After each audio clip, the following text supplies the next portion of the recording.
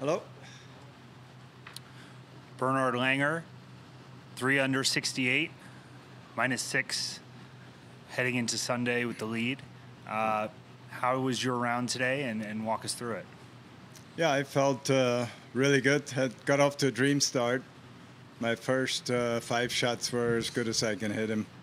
Well, plus 2 really good putts. So started birdie, and had another birdie opportunity on 3, which I missed, but hit the ball really nicely, and then missed the fairway on 4, which led to a bogey, but hit another dream shot into 5, the par 5. Had to go over the trees, sort of a blind shot with lots of carry and all that, and turned out great. So I had an eagle putt, which I missed, but played, pretty solid. Got a little shaky there in the middle, and had to save a few pars.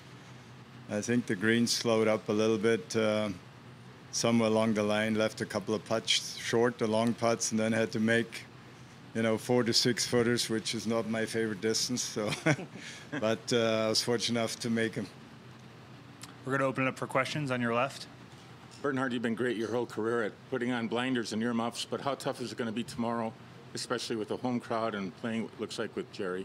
Yeah, it's going to be difficult. I remember playing against Fred Couples in Seattle, actually, in this championship, and it was, if there were 30,000 people, there were every one of them cheering for Fred.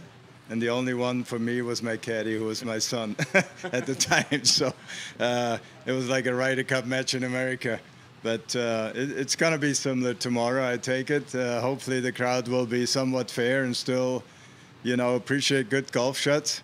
But I understand they want their hometown boy to win. And, I've been there myself. So it's going to be an interesting day. On your right. Bernhard, you had that long stretch of pars, especially on the front 9 there. Just what were some of the keys for you to grind out some of those pars and just keep your score where it was and not have one of those blow-up holes? Well, pars are usually good at the U.S. Open, so it's not a bad thing. I did misread one putt somewhere, which was I think it was on 11, short birdie putt, which it was a good putt, just misread it. But yeah.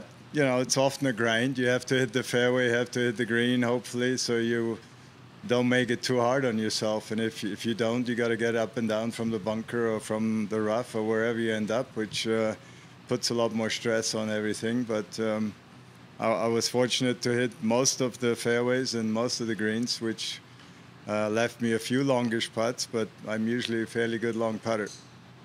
Back here on your left. Jerry Kelly came in and said he thinks you're past worrying about 46, number 46. I'm guessing that probably won't be on your mind much tomorrow? No, it's not on my mind at all. I'm going to play, hopefully my mind will not wander anywhere but on the next shot. That's the secret of playing the best golf. Back on your right. Bernhard, I noticed your shoes with the American flag. Have you had those for a long time, or are those like for this weekend, 4th of July, or what's the story behind those? I haven't had them very long, a couple of weeks, but I had that in mind, just for, the celebration of what we're celebrating July 4th, yeah. On your left here?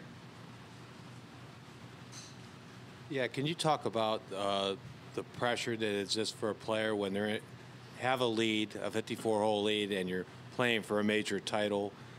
It's different than if you're chasing someone. What's it like playing with the lead? Yeah, it's. I don't mind it. I always say I'd rather be in the lead than 3 behind, because if I'm 3 in front, I can make a mistake or 2 and still be in the lead. If you're 3 behind and you make a mistake or 2, you're 5 behind or something like that. So, but it's true. It can be a different mindset. Some people love to chase. I've been in positions, in both positions multiple times, and I'd rather be in front. There's always pressure, whether you're going in with a lead or whether you're a couple behind or wherever you are, you always feel pressure, I think. And last one, what do you know now at 65 that you didn't know when you were 50? When I was 50, I didn't know how bad the body falls apart once you turn 60, but hopefully everybody will experience it. Thank you for your time. Yeah, you're welcome. Thanks, guys.